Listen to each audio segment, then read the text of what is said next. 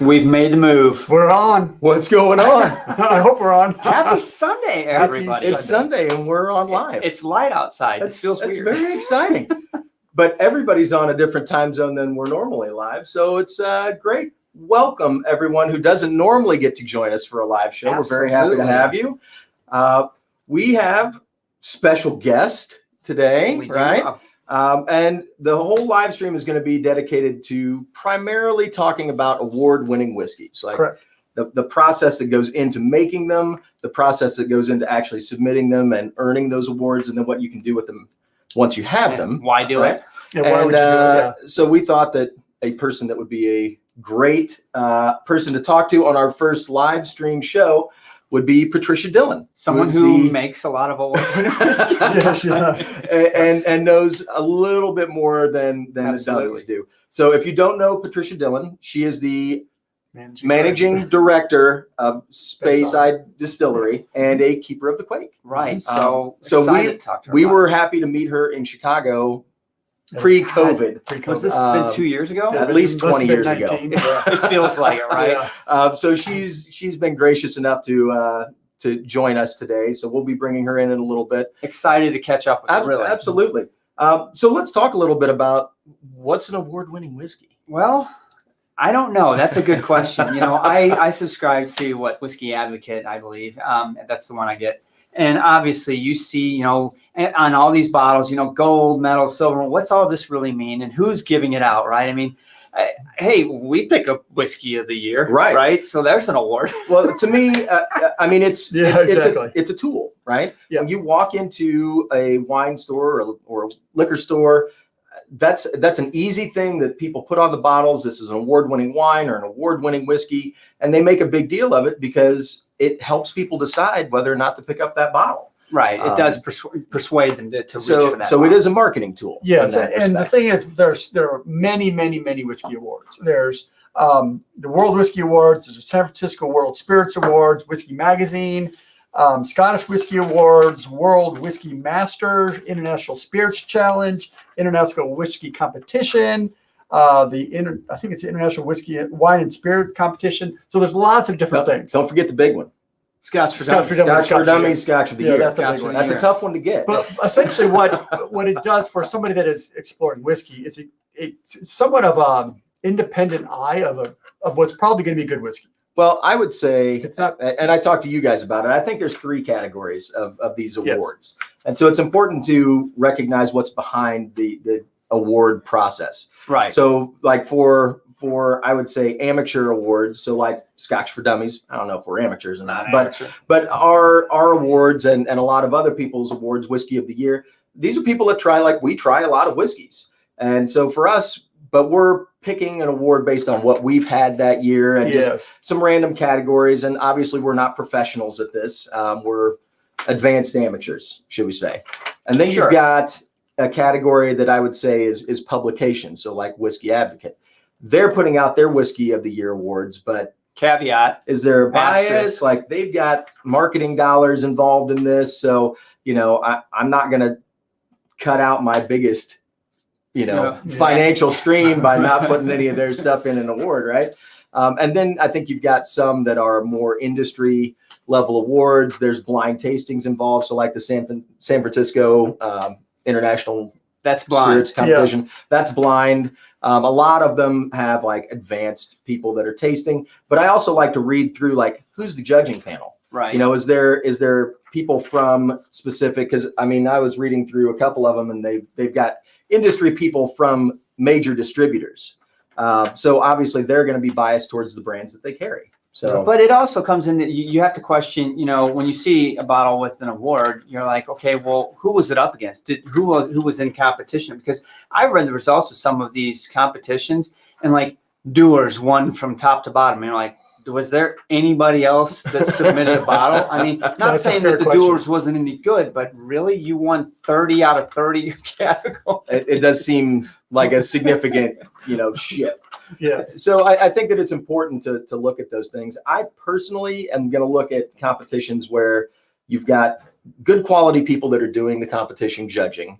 And there's a few that they like They throw in blind samples from, previous competitions to make sure that they're judging them the That's same true. way every Consistently, time yes. and consistently giving That's them cool. close to the same results. To me, that's an analytical tool. Exactly. And it's a way for us to put a little bit more stock in what they're picking. But again, at the end of the day, everybody's palate is different. Whether you're trained to palate or not, It's subjective. it is all subjective. Yes, and Right. some of the, I was looking at one of the competitions earlier, and they listed their judges for the 2021 awards, and they're everyone from distillery managers to the guy from Great Drams, one of the YouTube channel, and Right. vloggers are part of the judging. So it is a wide range of judges that will judge this, and they will then judge against the criteria, and then they will award based on that criteria. And then if so many get gold, and then they move them into a kind of a subcategory that now all the golds get tested for Master Whiskey of the Year. I So see. it's kind of a process. It is somewhat independent in that you'll get a number regardless of what your rank is, and then then you can narrow it down into best single malt or something like that later. I mean, you can be a gold and not win anything else. But from a consumer standpoint, I'll say you do feel a little bit like you're getting something a little more special when it's got a gold. This one, somebody else thought this was good. I think it does give you some confidence that, at least somebody thought that this was worthy of an award. Well, and it's not just one person either. It's, Right. it's a gathering of Right. experts. And I think the bigger the gathering, if it's 3 people, Okay. if it's 20 people, maybe that's a little And if more. it's blind, even more so. Right. It starts to build credibility Yeah. based on how it was built. So, So we got this guy right here. and that's an award winner. This Um, is. Before we move forward with this guy, because I think we can't open this without the woman who made it on the show. Well, first, I wanted to. did Yeah, you get the super chat? no, I didn't. Oh, so early before we were even online, Gervin put in a super chat for us. I did want to make a Thank you, special Irvin. shout out to everybody though, and welcome everybody to the show. We jumped right into the topic really fast. We're super excited to see so many people on this time slot. So we're anxious to see how this works. We've moved from Thursdays to Sundays now, so we're excited to see some of our European subscribers and viewers on at a time that's a little more appropriate for them, right? So Absolutely. super stoked you're all here, and even Bobby J. He can watch and he's not at work. So Right. anyway, I wanted to say to you all out there in viewerland on the comments as we walk through this interview with Patricia, if you guys have specific questions, Andrew's going to be monitoring the comments, and if there's some stuff out there that you want to make sure you get in front of her, hopefully he'll pull it out and we can. Yeah, we throw that should have question to time her. for a couple of your questions at the end of our interview. So, But with that being Wait, said, but one more set of question that came in earlier.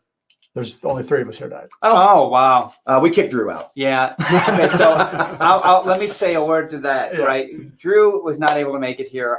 He's got some personal things going with daughter's volleyball tournaments. Yep. But I got to tell you, I was pretty nervous. I felt like this was our first time. I know. 5 minutes before 2 minutes, I was like, something's just not feeling. We've done Thursdays for a long time, and this feels a little weird. It does. I mean, it's not a normal thing. So we're going to get a little more into this as time goes on, but Yeah, I'm sure. excited to be on the Sunday show. It should be a lot of fun. Right. So without further ado, what do you have in your hand? I have the Spey Fumari. I went and picked up a brand new bottle, and I want you guys to see, this is the nicest bottle. I mean, What was the price on this bottle? It's 60, almost 70, yeah. $65, something like that. So it comes in a nice tube, but it's wrapped in paper that's got the Spey name on there.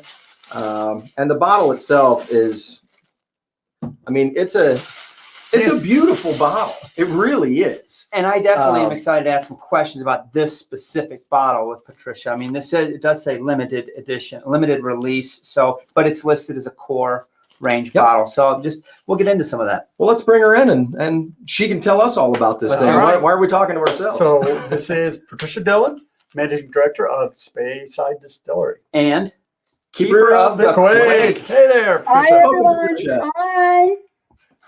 How are things over the pond? Are you well? What's going on in your world? I'm fantastic. I'm really well. I'm absolutely desperate to open my whiskey also, but I'm waiting for you guys. So, yeah, I'm well. Oh, I'm looking well, let's forward open it. to my drum. Well, then, while we're doing this, while you're opening it and we're pouring it, tell me a little bit more about it, because it's listed as a core bottle, part of the core range, but it also says limited release. So are you making this anymore? So our core range is the Tawny, Tutina, Fumari, Chairman's Choice, and Royal Choice.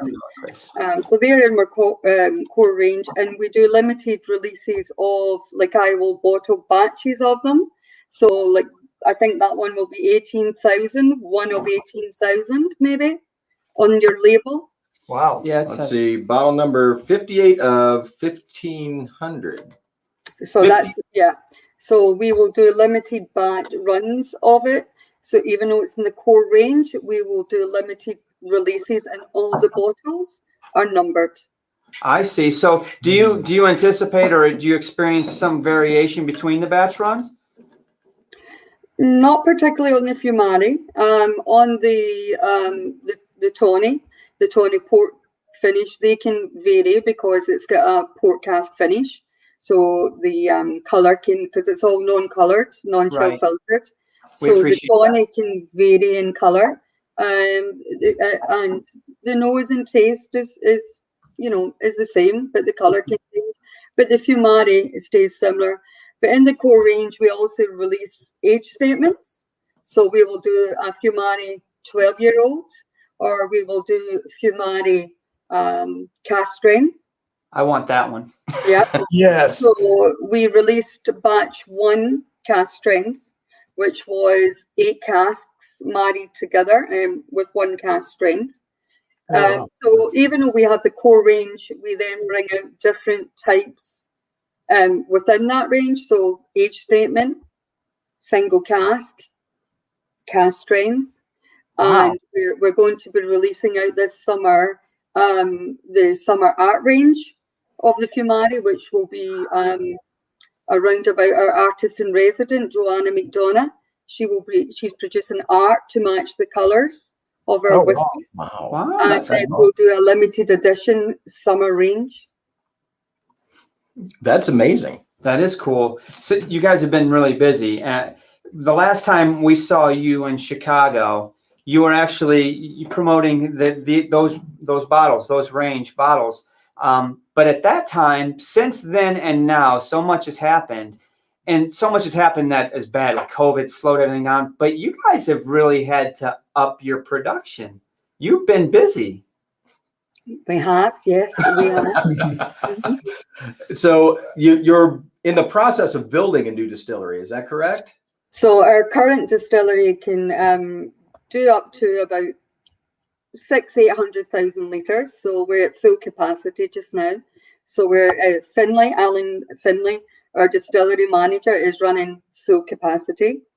And we just brought in 2 new additions to the Spey family in distilling. One of those chaps, Martin, he came from Tomatin, and he just joined our team. Yeah. And Martin was Tomatin for a very long time. So we are delighted that Martin joined us. And we are building a second distillery. And we have announced that we will be building a second distillery that will be able to do up to 2 million litres. Wow. Just over 2 million. But we haven't released where it will be exactly. It'll be in the Speyside region. Okay.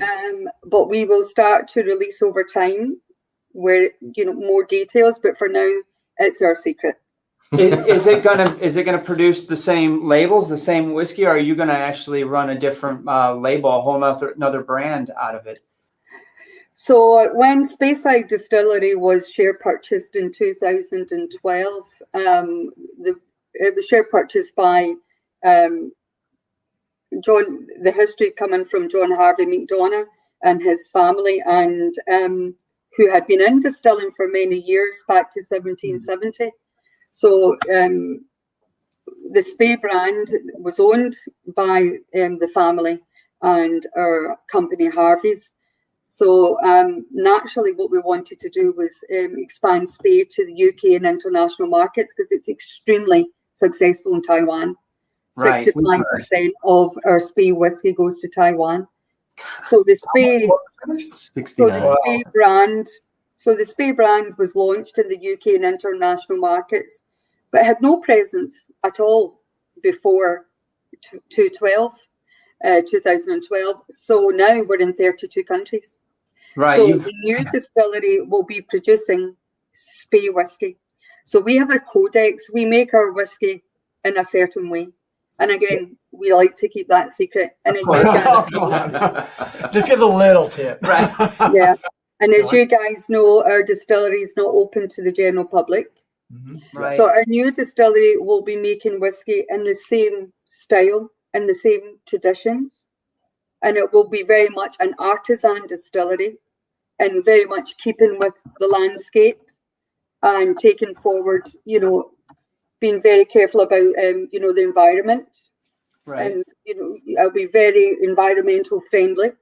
But there's, more will come out, but no, we will have the Spey brand. Yes. Yep. That's interesting. That kind of, I had another follow-up question, but I don't know if it even matters now, because if you were going to run different spirit out of there, I was going to wonder, is to keep that new distillery up and running for the first few years, since it can't really make its own money for the first few years, if the Spey distillery is going to be the one, the Spey brand is going to carry it for those first 3 or 4 years until you can start bottling. But if you're going to be producing that same spirit out of it, it's definitely going to be carrying it. It's interesting. And you're going to go from 600,000 to 800,000 to 2.6 to 2.8, somewhere in that neighborhood.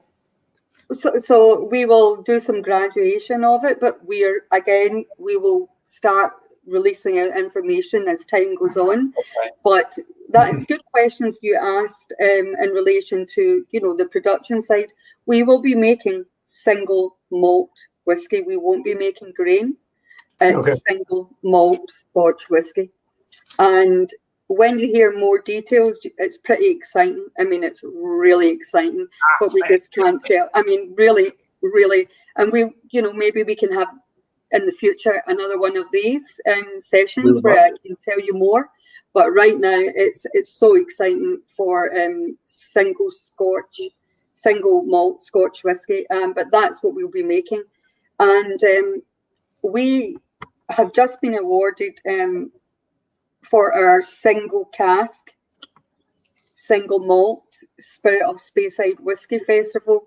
We were awarded the best whiskey in the world. And if you look at your tasting notes there, you will see that. Yeah. Now that whiskey, I personally selected that cask. And that cask that won the best in the world at the World Whisky Awards 2021 was Argentina that I have here. Now Argentina is the pure Speyside malt. So that's our pure Speyside malt. It's not been finished in any other cask other than bourbon. It's spent its life in bourbon. It was a 2015. So this is the pure Speyside single malt that we make, and it just won the best whiskey in the world single cask.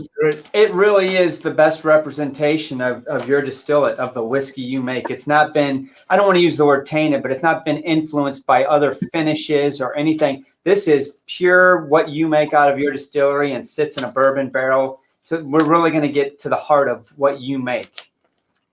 And that's it. The one that just won the award is and that's our codex. That's how we make our whiskey. And that whiskey will be made in the same way and the same traditions at our new distillery.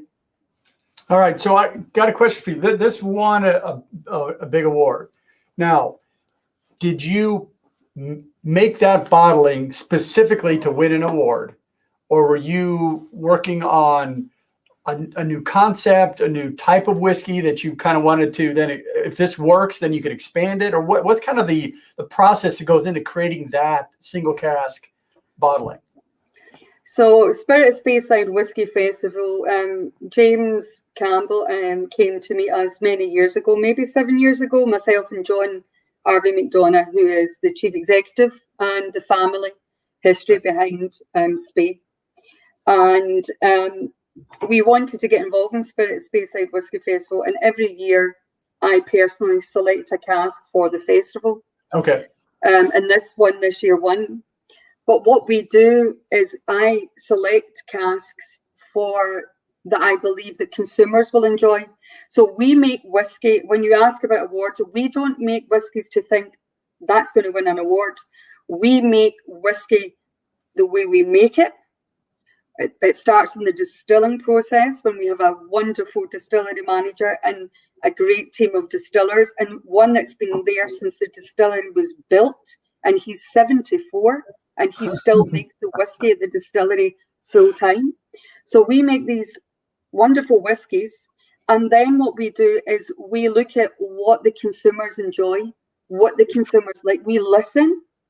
We do whiskey tastings, and then we finish our whiskies in different styles, in different cask finishes. And if they win awards, fantastic. But we make whiskey first and foremost for the consumers, for ourselves, for the satisfaction of these wonderful whiskies. And then because the whiskies are so good and we spend so much time in cask finish and expense of cask finish, they naturally are winning awards. Right. Very, very good. Do you find, I was kind of curious because most of your whiskeys are sold in Taiwan and some of the Eastern markets, and Andrew's traveled over there a fair amount. It seems like the whiskeys over there are a lighter style whiskey. Do you feel like your whiskeys are just naturally good in that market because some of them are a lighter style, or do you cater to that particular clientele and think about that when you're producing your whiskey? Well, in Taiwan, our Spey single malt, the highest selling in the range is Spey Royal Choice and Spey Chairman's Choice, which are darker, and there are different strains. Whereas the Tawny Tutina Fumari, they sell higher volumes in the UK and the rest of the world outside of Taiwan. So Europe likes the non-coloured, non-chill filtered 46%. The US likes non-coloured, non-chill filtered. The US, we've been finding like an age statement. They quite like to have age statements and cask finishes. So the Taiwan was a very established market before we took over Speyside Distillery. And we bought our whiskies from other distilleries. So now we have our own distillery for the last 9 years. And this is why we made it the way we do now. And Taiwan is more, they're more darker whiskies, more richer in colour. But whereas the Tawny, Tutina, Fumari are more Europe, US, other countries outside of Asia. So are all of your core ranges available in all 32 countries, or do you have certain ones that go to certain countries? So we work on allocation. So I'll produce batches of whiskey, and then we will I have an amazing team. We wouldn't be where we are without the whole Spey family. Of course. Yeah. And my colleague, she works very strongly and goes out to the markets with allocation of so much volume per market. Okay. So some have it, some don't. It just depends how quickly they take their allocation, because if they don't take it quick enough, it goes to another market. Right. So basically, at the moment, the demand is outstripping what we've got available. Right. Okay. That's the scary part. Hence the new distillery. Yes. Well, and so I'm not familiar with the term allocation, so you're gonna have to educate me a little bit on this. So you will make a batch of whiskey, and then based on some criteria, each country will be allocated a certain quantity. And if that is not purchased by distributors in that country, it moves to the next distillery or next country. Is that how it works? So what we do is, if we're doing a batch of so many, we will give an allocation across them all. No one gets left out. Every one of our distributors are so important. So everyone gets the same. However, some markets take more volume than others. So my colleague, Carnano, will distribute it out, allocate it out. And then if the market is not taking that allocation, another market saying, please, can I have it? Then we will give it to them. I see. Interesting. That makes Okay. sense. Yeah. So, but it does sound like at least there's opportunity to see all of your core ranges in a particular market. Because we did have a question. Someone wanted to know if Tuttina was in the U.S. And I can't recall whether I've ever seen it. I have not seen it. We've had obviously Fumari, and then we had the 10A. Tony. Yep. So, but I don't. so for someone who's listening, hello. Yeah, we have Tuttina in the US through our importer. Whether there's stocks still available, I'm not sure. But we do have Tuttina in the US. Okay. The top Tuttina Fumari. But what's really good about the US is you're now 70 cl bottles. Yes. Yes, you're the first one to actually mention it. We had a show about that, but nobody's talking about it. Is that important to you? Extremely important for the consumers because we are a smaller artisan distillery. We're doing a limited edition, very limited edition age statement with only 8 casks being bottled at cask strength. Unless the US is taking higher volumes, when it's different packaging, different labels, it's much more expensive for the US to import it. But now it's 70 cl, it's much easier because the tubes are a different size. Right. So it's much easier. I'm excited about that. Yeah, I think that there's a lot of smaller distilleries that are going to take advantage of that. And I think as consumers, we're going to benefit from it because it's going to be easier for you and hopefully easier for us to acquire some labels we haven't seen. This is a really timely question that we got from Tamar. He wants to know if there'll be a Madeira finished bottle just for the Chicago market. Tom is in Chicago and really likes Madeira. Hi, Tom. That's a really good question. And actually, Penderyn do a really beautiful Madeira cask finish, the Welsh whiskey company, Penderyn. And I've always been very interested in the Madeira. Right now, I am playing with 8 different styles of cask finish. Wow. 2 of them are going to be released this year, but they're not Madeira. But I am seriously considering Madeira, but for the moment, it's not, on the list for now. Not on the radar. So, yeah, you're talking about how you do the cask finishes. This may be a great time to ask, like, how do you produce the 10A versus the Fumari versus, do you start with, I know the Fumari doesn't start with the same spirit, but do you start with the same spirit in your bourbon barrels for so many years and then you rotate them into those finishes, or what is your kind of process to do that? Good question. So let's take the Tawny cask finish. Yep. It depends on, again, it's the age. So for example, we put it normally in for a year. So let me show you something. This is hopefully the viewers will find interesting. I've just had this delivered to me. So this here, if you can see the color. Yeah, it's beautiful. So this really is the, so this color here is our pure Spey Tuttina. So this is our house Speyside single malt. So this whiskey was in a cask from 2015. So this here was went into a cask of bourbon, a bourbon cask in 2015 at this color, very well lighter than this, obviously new make spirit. And then what happened is about 2000 that's a 15, so about 2013, 14, that whiskey was put into Tawny Port cask, and now it's this color after just about a year and a half. Wow. But sometimes it takes the color much quicker. It depends if it's a first fill or a second fill. So this is first fill. So that color would have been in there 6 to 8 months. But I normally leave it for about a year and a half before and a half before I bottle it.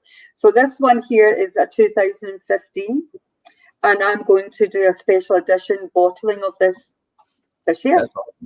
But to change the question a little bit, do all of your whiskeys, aside from the peated versions, because those are going to be different, start with the same core distillate, same mash bill, same? It's all single malt. Okay, so but I mean different cuts. I mean, so all of our They do? So to answer, our Speyside single malt is all made with the exact same codex. It's all made the exact same way.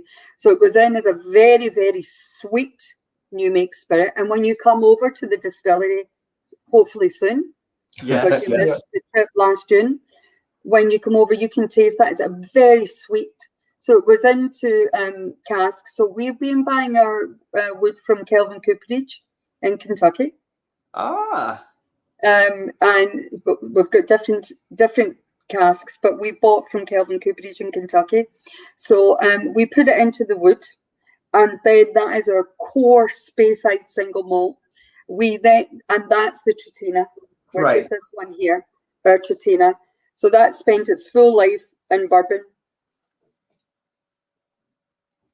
And then from there, those others, you might finish from there to make the other ranges, is what you're saying. At least they all start with that same sweet new make spirit.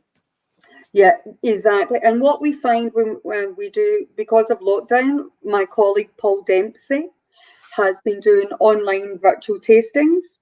And what the feedback we get back from those is all your different whiskies you have, all the core range and the expressions, you still get the original Tritina, the original Speyside coming through. You've not overpowered it. You haven't overpowered it. And that's what we don't want to do. We want people to nose, we would like you to taste Tritina, the pure Speyside, then taste the tawny and get the tawny port cask finish, but you can still have the nose, the essence of the original Speyside single malt. Which is what I would think you would definitely want. You want to keep the spirit characteristics there. Because some, I think, go a little, there's some distilleries that I won't name that go a little crazy on the finishing. And you end up with something that maybe isn't quite recognizable as the distillery. So I did want to bring in this comment from Stuart. I think he made Stuart's mouth start watering with Tritina, and so he opened it. It's like, oh yeah, I need batch 2. Oh, he's got Tritina batch 1. The cask strength. Yeah. So well, Patricia, actually, from Stuart there, if my memory serves me right, I think that batch 1 and batch 2 might be sold out. Batch 3, maybe not, but that's something one of my colleagues would be able to check. But I do believe batch 1 is totally sold out, and most likely batch 2. However, you're welcome to contact me and we can see what can be done for you. There you go. Nice. It's always who you know. I think he's on your side of the water too, so he might jump in the car. So Patricia, we've been talking about whiskey awards earlier before we brought you in. Yeah. What's the process that Speyside goes through in deciding which competitions to enter?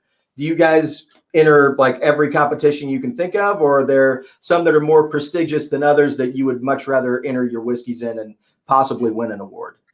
Well, what we do is Paul Dempsey, my colleague, who's worked with me for 6 years, who's, he's been highly commended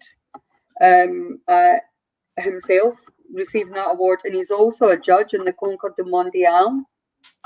So I'm very lucky to have Paul as part of our Spey family, and I work very closely with Paul on what awards we want to choose to enter and what whiskies we want to enter into those awards.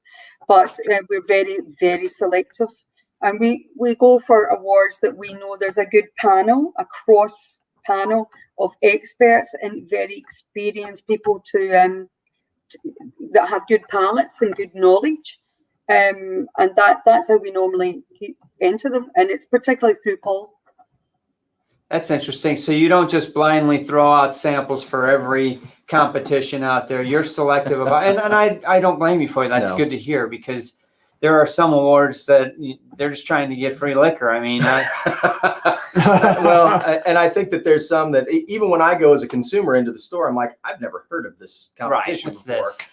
So I don't put a lot of stock into it. I would much rather look at like, a bottle of Spey, and you've got awards on there, and they're from competitions that I have heard of and that I acknowledge as having, I've got experience buying bottles that they've awarded. Sure. They've all been good. So now I feel comfortable as a consumer purchasing this whiskey, kind of with that in mind, I guess. So Yeah, and you guys have the tasting notes, and you can see the awards that the whiskies have won, the multi-awards, but they're all very well recognised and well respected awards, and those are the ones that we tend to enter into.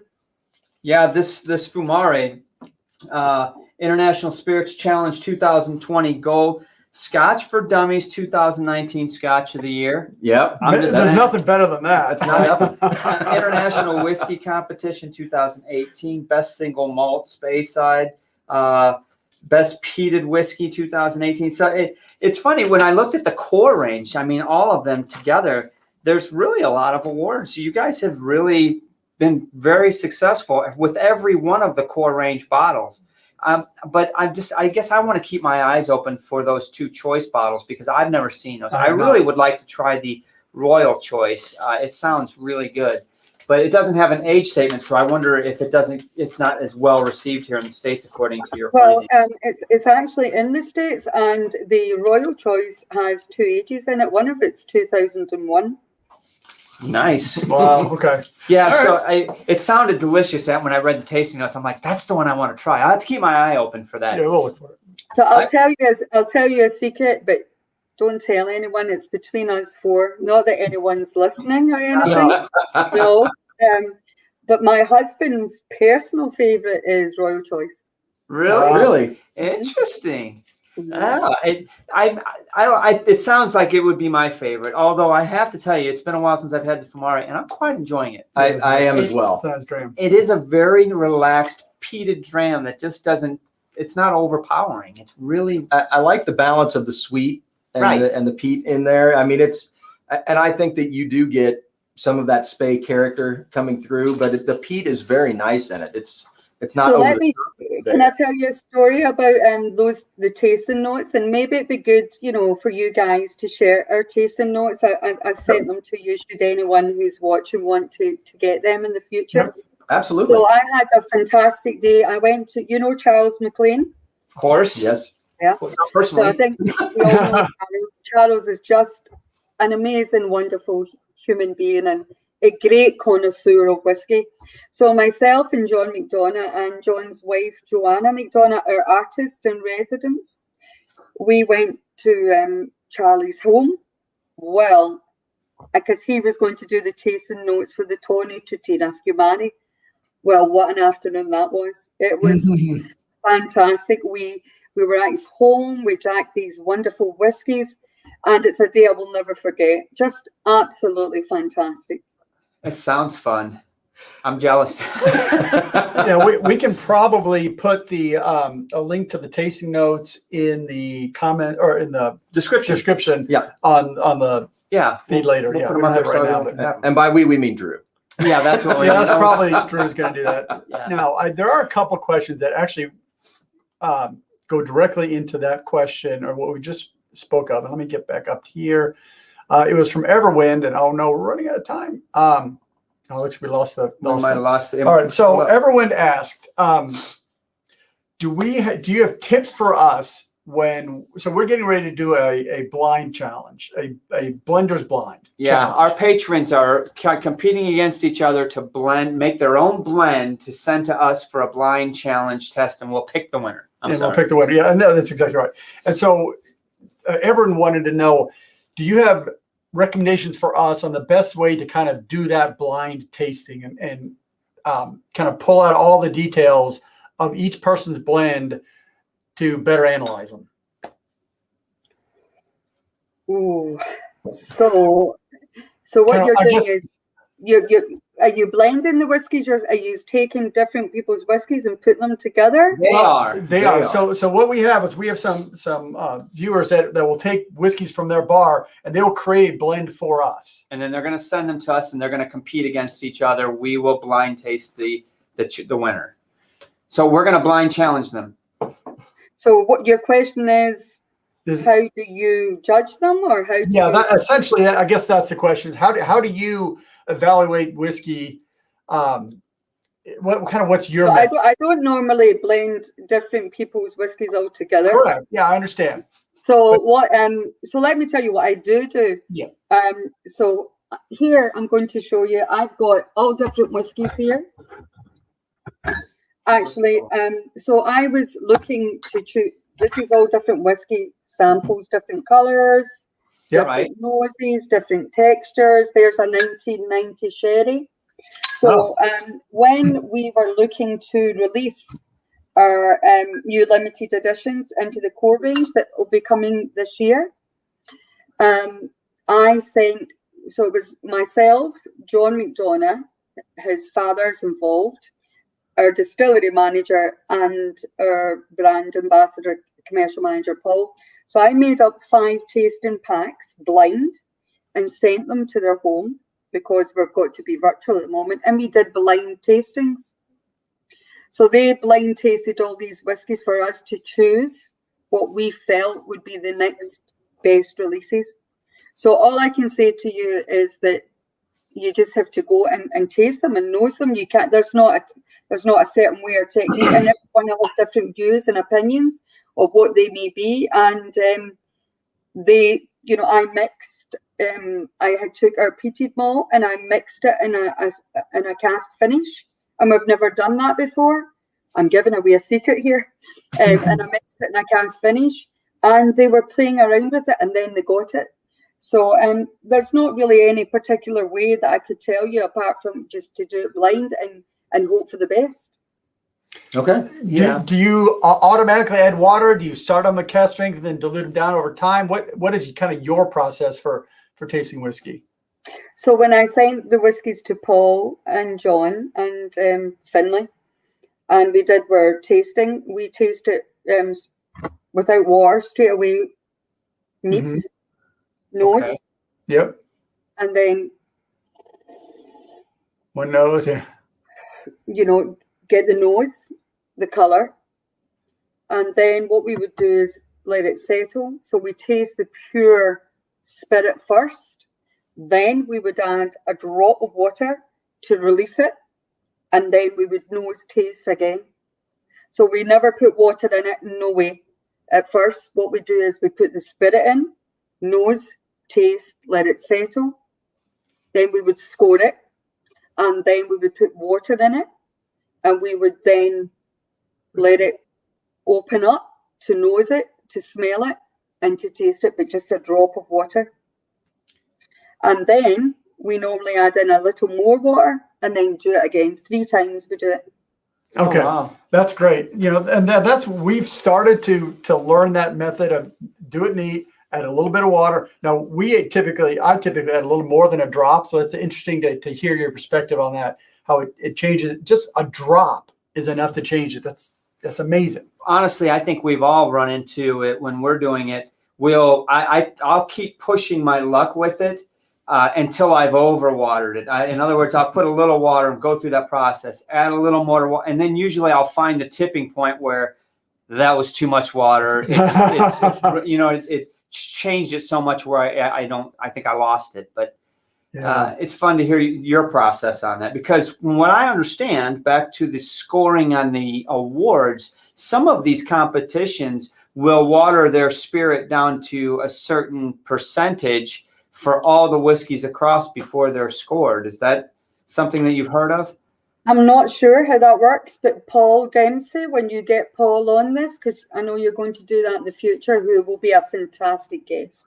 He's just a wonderful, he hosts tastings so well. And he does all our festivals as well. All of our festivals all over the world is Paul, and he with some other people. But Paul would be able to tell you more about how they do it in the competitions, because he's got good knowledge of that. And he's also a judge himself in Concours de Mondial. Okay. I had a quick question on a not great note. So the U.S. imposed tariffs. Thank you. I was going to bring on single malt Scotch whiskey, which infuriated everybody at this bar, at least. Yeah. I think it infuriated you too. And they've put a pause on it. Have you heard how the negotiations are going? Are they going to be leaving those tariffs off? Are they changing in any way? Should we go out to the store and buy up a bunch of Scotch? Yeah, right. So yeah, it was a big, it was hard. It affected us and our importer. We had produced a lot of volume and it was on the floor for America, but 25% is a big hit. It is. So, and that was very difficult. So our importing into America was down to very low. So what happened was, Scotch Whisky Association? Yeah, of course. So I'm not sure if you know, but I'm on council of Scotch Whisky Association. I did know that. Yeah. So we, Scotch Whisky Association, have done an outstanding job of working on having the tariffs removed. Right. I worked alongside council and we campaigned very hard, especially our friends and colleagues at Scotch Whisky Association, led by the Chief Executive, Karen Bates. Yep. They campaigned with government here, the US, Biden administration now as well. So there is a freeze for 4 months, and we are hopeful that that will lead to a lift. Liz Truss in the UK has worked so hard on behalf of our Scotch whisky industry to have these removed. So the fact that they're frozen is good. Yes. And we're hopeful they'll be removed. But at the moment, we don't know whether they will or will not. Fingers are crossed on that, Yeah. because we're ready for that to go away. It took a little while to hit our shelves initially, but now that it's there, I just hope that it goes back down a little bit after Well, and it affected a lot of people that we know in the industry. True. Yeah. People that got laid off or lost their jobs because there just wasn't enough business to support them anymore in this market. Yeah, and brand ambassadors that couldn't go do tastings, that couldn't do whiskey festivals. So it was 2020 was a rough and year. our distillery manager was coming over to the US, and we had a lot planned for the year, and it didn't happen. Yeah. But between that and COVID and Brexit, it's just not been good. It was bad. Has that affected your plans for the U.S. market? Have you kind of put things on hold that you might have been moving forward with just to see how the tariffs play out in the future? No, well, it did at first, yeah, but we've got more volume moving over there now, and especially since it's the 70 CL, because at the moment, because it's frozen, and also because you're on 70 CL bottles, then that's made a huge, and there's actually a shipment on it's going over very shortly back over through our importer Quaich brands. I haven't seen That's a good. 70 CL bottle on a U.S. shelf Not yet, but I know they're coming. I know it's approved and everything, but I haven't seen one myself. We'll be on the lookout for them for sure. I have to say, I wish it would have gone the other way. I wish you all would have changed to 750. but the bottles are cheaper now. But I'll take it. I I'll think take- that it's great. absolutely. I'm very excited. Tom had an interesting question, and I'm I want to ask it because I buy a lot of independent bottlings. But are you guys open to selling casks to independent bottlers? So let's say Gordon and MacPhail or SMWS or Single Cask Nation wants to acquire a cask of whiskey from of Spey. Are you open? Do you guys sell casks to independent bottlers? I know some distilleries absolutely not. We don't sell in any single casks of so no one. Wow, that's interesting. Exclusive. That makes it Because they can sell it, maybe they can. right. Well, that's true. Yeah. You guys are you're already So the demand. Speyside Distillery doesn't sell any single casks to anyone individually. In the future it's different with New Make Spirit. That's a different thing altogether. But Sure. and when on New Make Spirit, we would be contracted very strictly to what you can and can't do with the spirit. But with regards to single cask investment and people buying single cask from the distillery, no. But that doesn't mean to say with the new distillery we might not consider that. Yeah. So I'm not saying no or yes. We So I do want to get to some of the viewer questions because there's some great ones in here. Number one, James would like to some Spey in Sweden. Apparently, that's difficult to get in there. But well, we do have a partner in Sweden. We ship Spey to Sweden. Yep. We have my colleague that looks after that market. Yep. We have volume in Sweden. Off the top of my head, I don't know what that is, but if your viewer would like to get in contact with me, I'll definitely hook them up with the people. Pranav has the same question for India. Yeah, everybody wants to know where they can get your. Where can I get some? I want some of that. I'm afraid we're not in India yet. However, for several years we've spoke to different people. I was in Dubai a few years ago meeting Indian importers, but we've not yet found the right partner. But at the moment, my colleague Paul is speaking to a couple of people in India, so watch this space. But for now, we've not had the right partner. Okay. All right. So this is a good one. Jeff Teamy's quite the whiskey connoisseur. And he had some questions about a good friend of ours. So Ed Cole had talked about the 18-year-old being discontinued. Should he open it or should he keep it? I would say hang on to that really tight because yep, it's discontinued, and for now I have no plans of releasing again. So Jeff lives in our neck of the woods. I will say, Jeff, hold on to it until I get there. Yeah. That seems fair. That seems fair. Yeah, that's a good one. Actually, Patricia, I had a quick question about your new distillery. Yeah. So you're ramping up all of this production.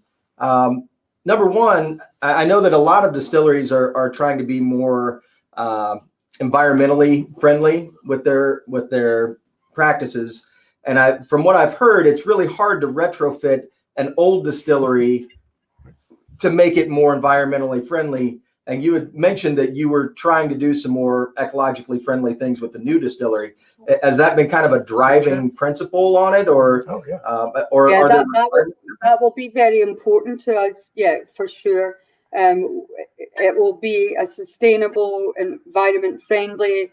You know, we will spend a lot of time on getting it right, but to try and keep it as traditional, looking as traditional, producing as traditional. But when you hear more about the location and where it is, you'll understand that we'll be able to do that. Okay. And then since you're ramping up your production so much, how do you, I assume that you have to plan on all of these additional barrels and the storage and the aging for them. Is that part of the facility that you're planning, or is that, I don't know if that's an easy get, to get storage facilities for the barrels, or if you've planned that ahead as well. Yeah.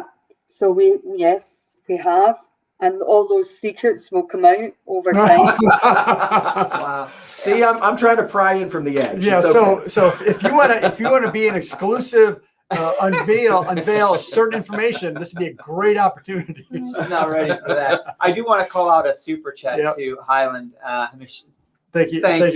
We appreciate that. That helps keep the lights on. Yep. But it's an interesting question Sean had, because it's not just about building a distillery and buying some stills and start making new make. It's like you've got to go into contracts about acquiring more casks and more dunnage space and the whole chain, the whole supply chain, the logistic chain from A to Z. So it's just even though there's not many details that have been released and you can't do that, there's been a lot of details that have probably kept you up, thinking about. Oh my God, I can't imagine. What a puzzle to put together but with that being said, I think your biggest thing with your whiskey when you're building a new distillery is location. Where is it going to be? What is the water source? That's what I was saying. Whiskey is our Speyside Distillery. We draw from the River Trome from a lake, and it goes into a lake, and it's pure. I mean, you've seen the videos on our Facebook page, and look at the clear. You put it in, and it looks like clear water into a glass. So we draw off from Trome, which attributes straight its first to the River Spey. So the water source is so important. And then, as we know, it's the pure ingredients of single malt, which is the yeast and the barley stroke malt. So that's what made the award-winning Chatina that we've got. We're house one. But the most important thing when you're looking for a new distillery, the number one most important thing is what is the water source? Where are you getting the water? Because that will really tell the story on the whiskey. Without it, you can't have the whiskey, right?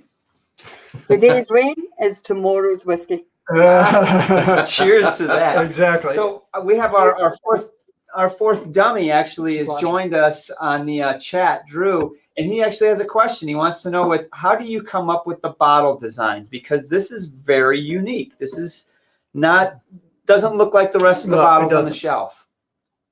So the bottle design was by John Harvey McDonough. So John designed that bottle over 20 years ago.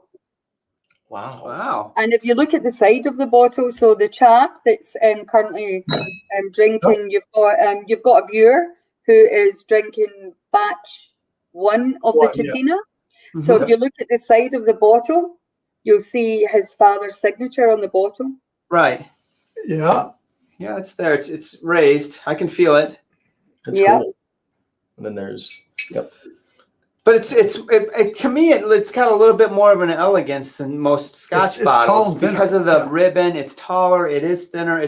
It just stands out as different. And then you were watching from the green room when he opened it, but the packaging, it's wrapped in a paper, and it's just it's different. It's a great bottle. It stands out, and the price point is actually really fair here in the States as far as a different value.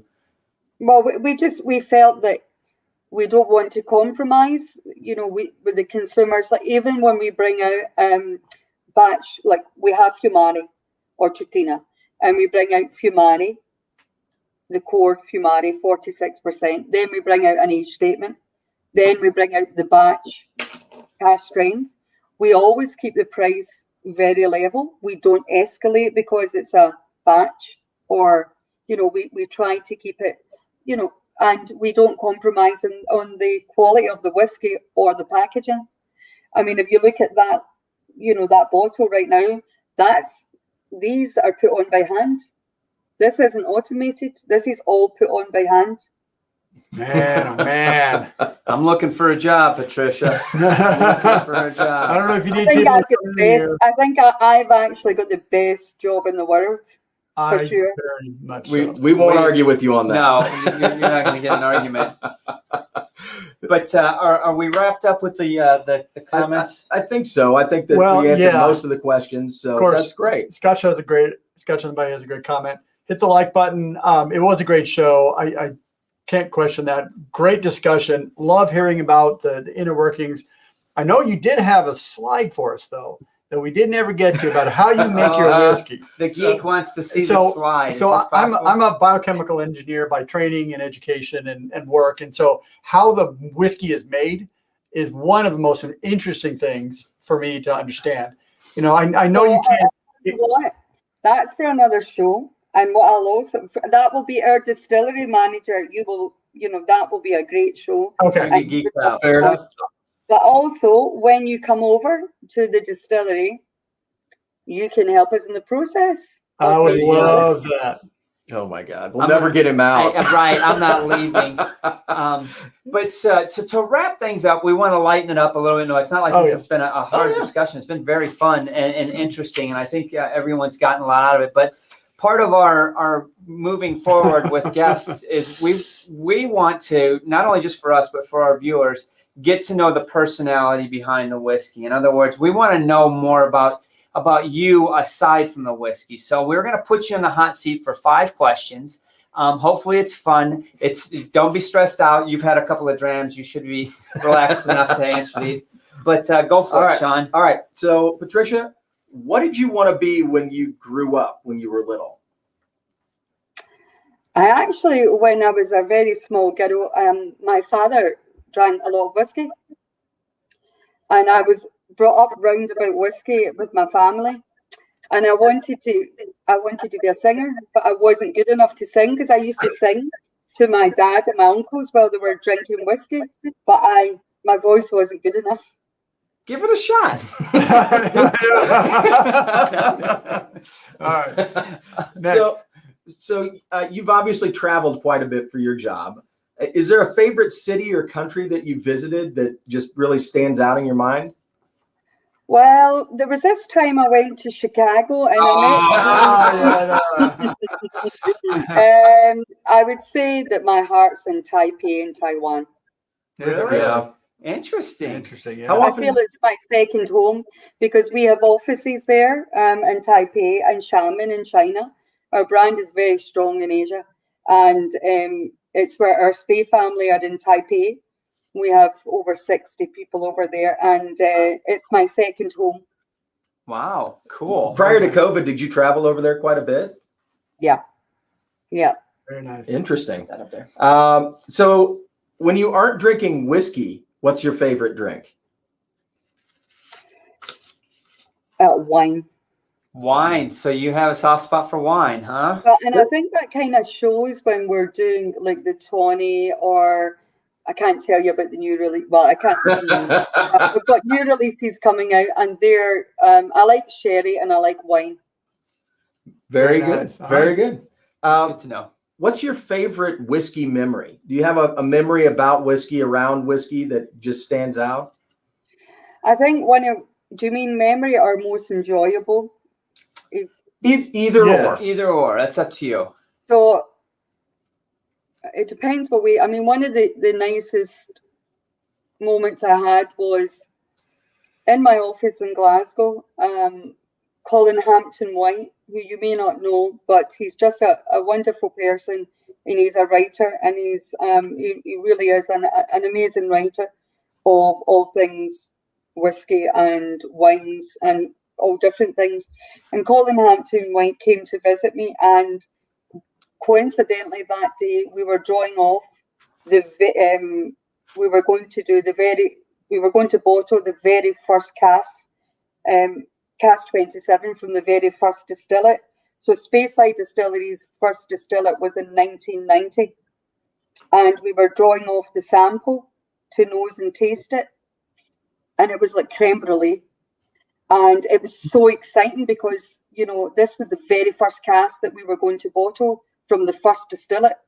So I took it upstairs and I shared that with Colin Hampton White. And that's a memory I'll never, ever forget, because it was the most beautiful, creamy creme brulee, very first time we had drawn out to bottle the first cask from the first distillate.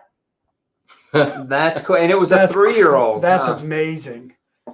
That was only, so it was a 1990, and I drew that off about 5 years ago. Wow. Oh, wow. So Yeah. that's like, it's like a baby being born. I mean, Right, yeah. quite honestly, it is. It's It how was many phenomenal. years? And do you know that Speyside Distillery still have casks from their first distillate?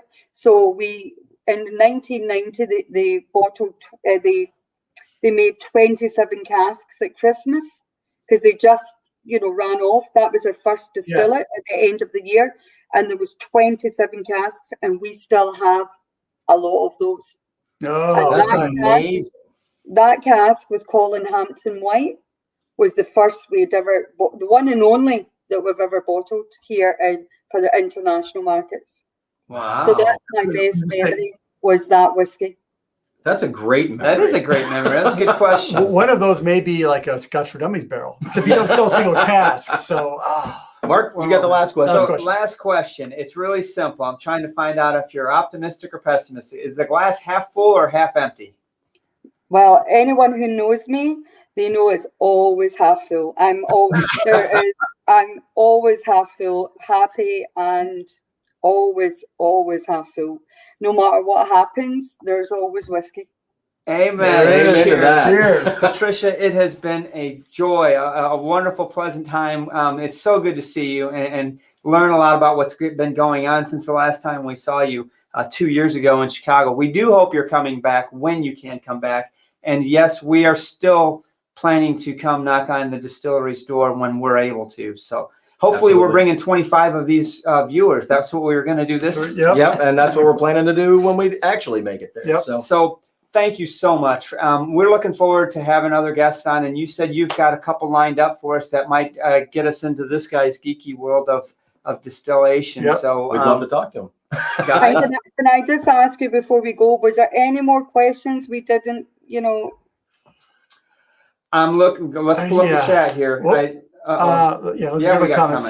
So there were hundreds of comments. yeah.